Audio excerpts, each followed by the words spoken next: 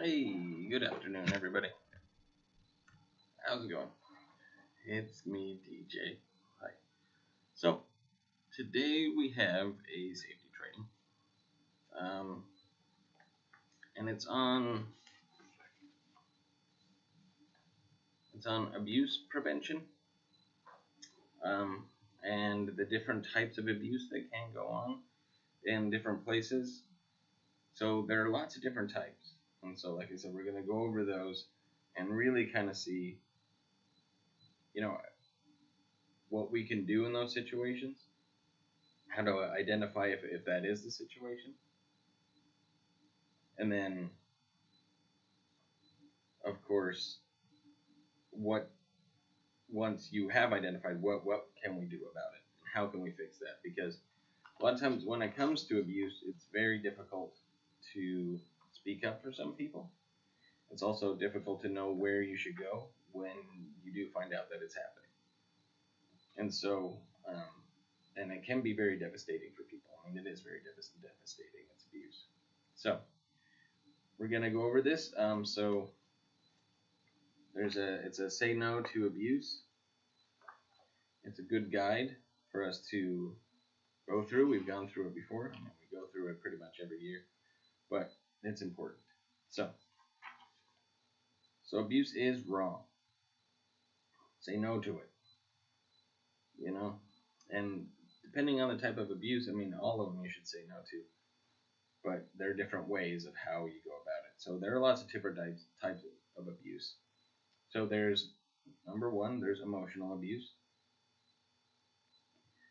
and there's a picture here of somebody just saying basically, "I hate you," pointing at them, making them feel bad. And there could be lots of different things in that caption there.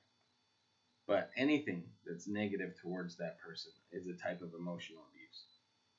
So when people make you feel bad, and this is emotional abuse, call you names, laugh at you, blame you, especially when you didn't do anything wrong, shout at you, ignore you, that's a tough one. Ignoring. Sometimes, you might need somebody to mediate in that situation. Treat you like a child, or make you feel worthless. And I don't know if any of you have been there. I've been in these situations before. I think everybody has to some degree. But when this happens, it is important for us to confront it and really find out if that person that's in your life is more toxic for you, and to stay away from it that way. Say, no, I don't need this in my life. If this person is going to treat me like this.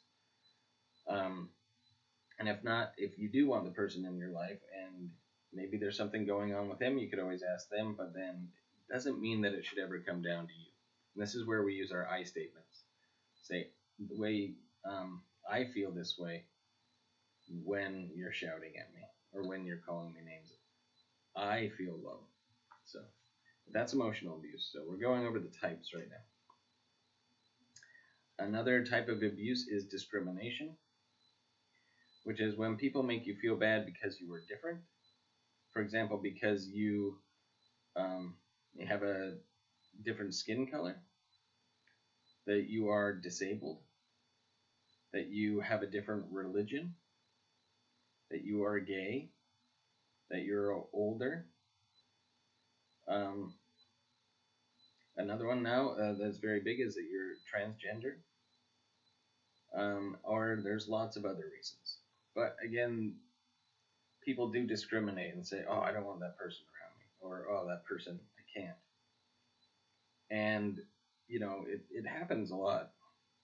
I mean, I remember when you all knew me when I had really long hair, but growing up where I grew up, long hair was not accepted at all.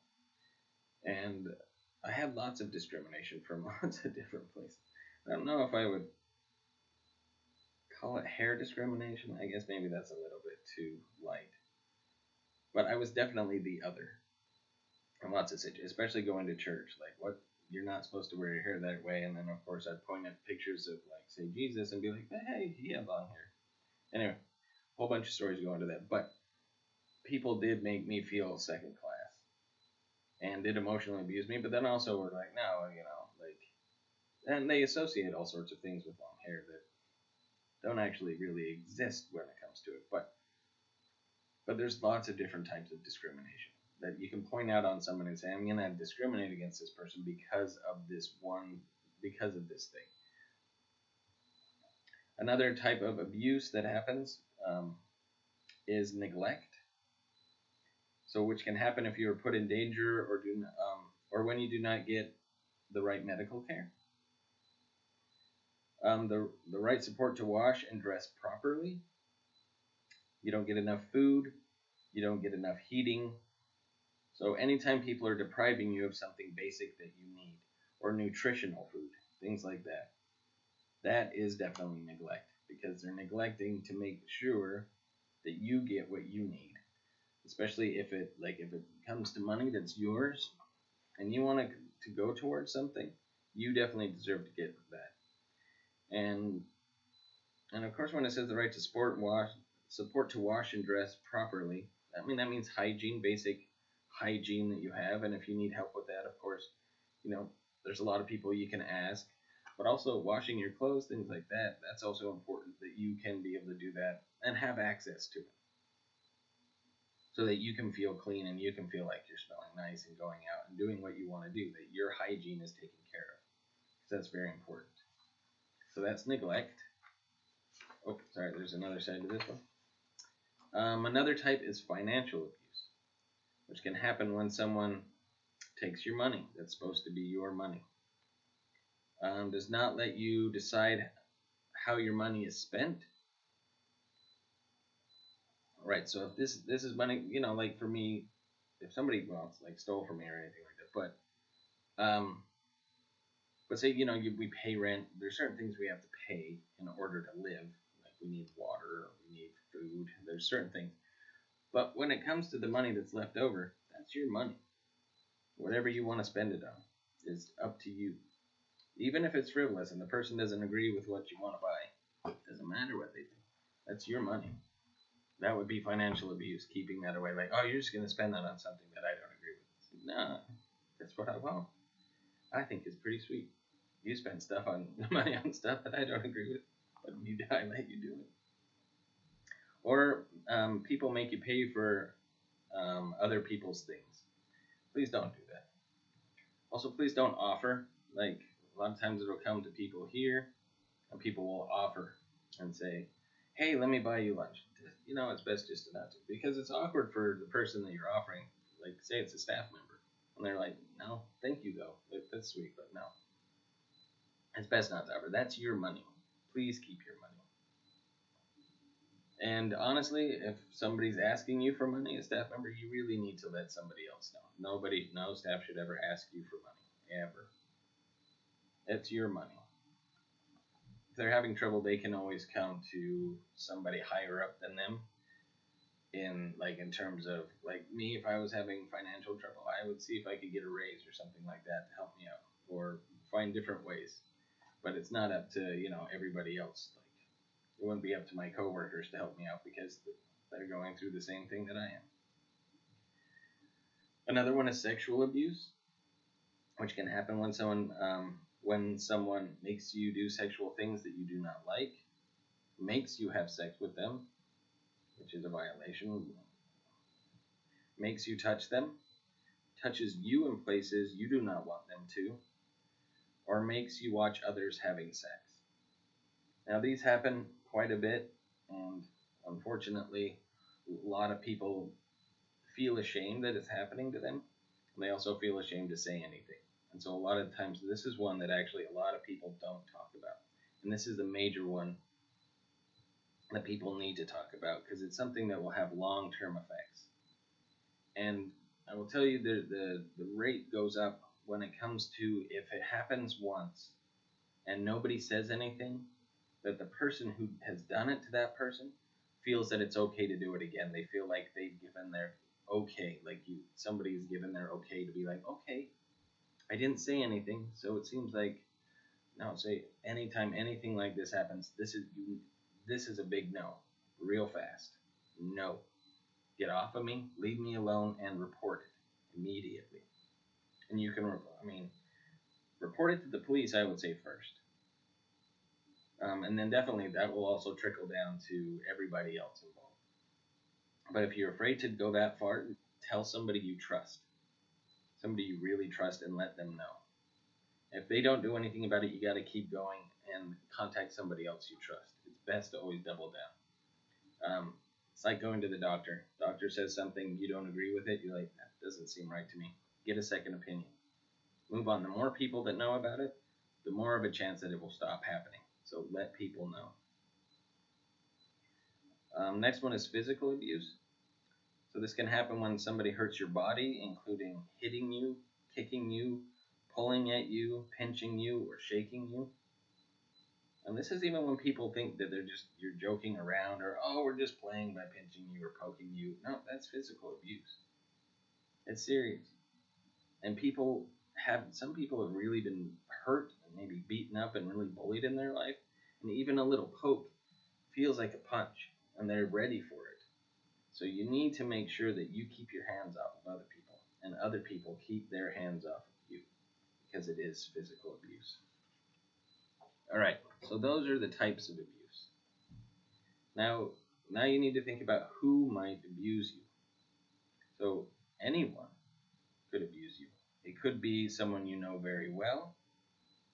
It could be someone paid to help you, or it could be a stranger. So it could be a family member. It happens a lot, unfortunately.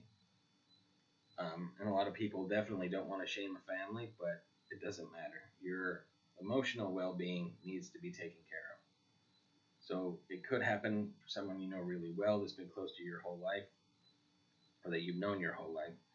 It could be someone paid to help you. It could be like a staff here. Financial abuse happens all the time when it comes to, say, even elder care. I know in my life, I've had some people that we've had to fire and even take to court because they were ripping off people that they were supposed to be taking care of, and then you start to see money go missing.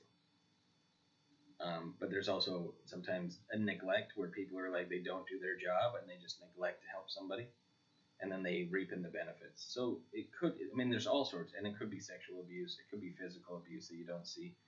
A lot of times you'll see those shows with babysitters where they put up like the nanny cam. They call them nanny cams. I don't know if they switched that now. But then it'll show people like hitting kids. And kids don't say things a lot of times because it's an adult. But this is, again, somebody that's paid to help them. Or it could be a complete stranger. This is why stranger danger. You don't know the person. You don't know. If it's somebody you don't know, you need to treat it that way. But I don't know you. I don't know you. I don't know where you come from. And I don't know what you're trying to do.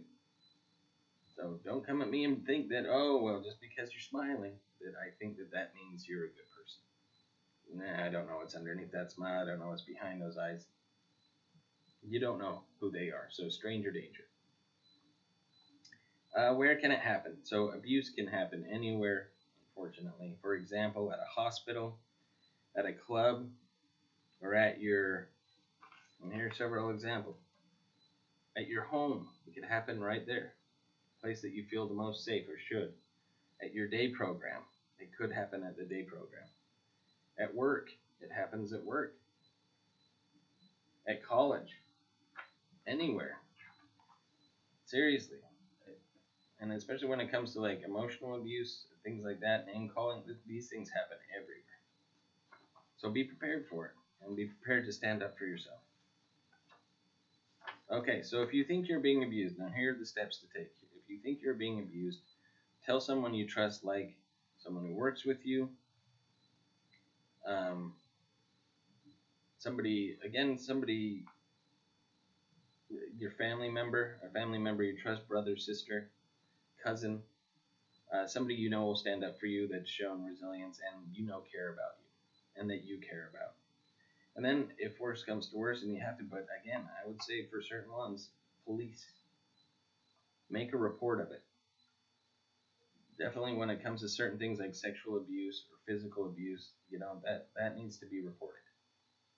So it's usually best to go to somebody that you trust first, unless, depending on the situation, if it's bad enough, you call 911. Do not mind. That is what they're there for. That's what we pay our taxes for, and they're also very good at it because they deal with it every day.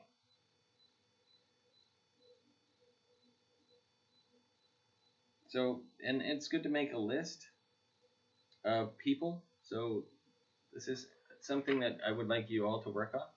Make a list of people that you can contact.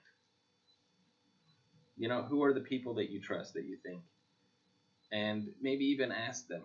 Say, hey, if something were to happen to me, could I come to you and tell you? And even if nothing is happening, say, I just want to make sure that you're somebody that I can tell. And make a list of people that you really trust. And then make a list of other places. There's, say you're really hurting inside. There's suicide hotlines, prevention hotlines, people you can talk to. There's counselors. There's therapists. You know, that you can confide in. And the thing is that therapists or anybody, they will confide. The only point is if it comes up to be a 51-50, where that just means it's you're a danger to yourself or others, or someone's being a danger to you or others, then it needs to be reported and something needs to be said. But if it's somebody that you trust, then please make sure. But make a list of the people you trust. Your doctor. You can always tell your doctor. There's all sorts of people that you can really create this bond with that are willing to help. So I hope that I hope that I'm somebody that you all can trust. If not, though, please find somebody that you can. And always know that there is somebody out there that you can reach out to. Just thinking about each person in my group, I can already think of a bunch of people you can contact. And trustworthy, good people that I would trust to call. So, I guess that's the standard, right? Would I trust to call? Anyway, I hope you're all going to have a wonderful rest of your day. And if you have any questions, of course, comments, if you need to talk to me in private about anything like this, I'm always around to talk to about anything really, but, when it comes to this. But please, specifically with this, if there's any questions, comments, anything, this is an important one. Or if you need more information or anything like that, please contact me. Okay. Have a wonderful day, everybody.